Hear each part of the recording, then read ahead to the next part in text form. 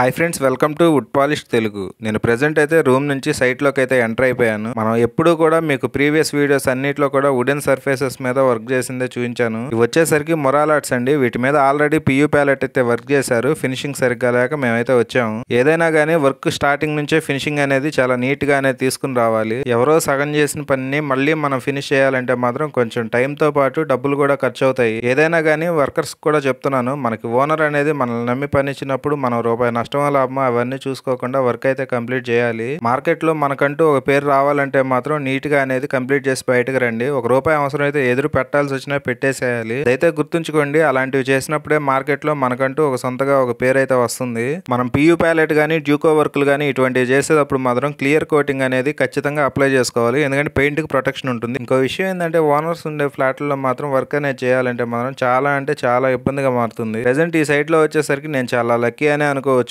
ఎందుకంటే ఓనర్స్ ఉన్నా గానీ కాకపోతే ఎటువంటి ఇబ్బంది అయితే లేదు. ఎందుకంటే ఫర్నిచర్ లాంటివి ఏమీ అడ్డం లేదు. అందుకే వర్క్ అయితే చాలా ఈజీగా 2 days లో కంప్లీట్ అయిపోయింది. వీడియో నచ్చితే లైక్ చేసి ఛానల్ సబ్స్క్రైబ్ చేసుకోండి. నెక్స్ట్ వీడియోలో మళ్ళీ కలుద్దాం. బాయ్.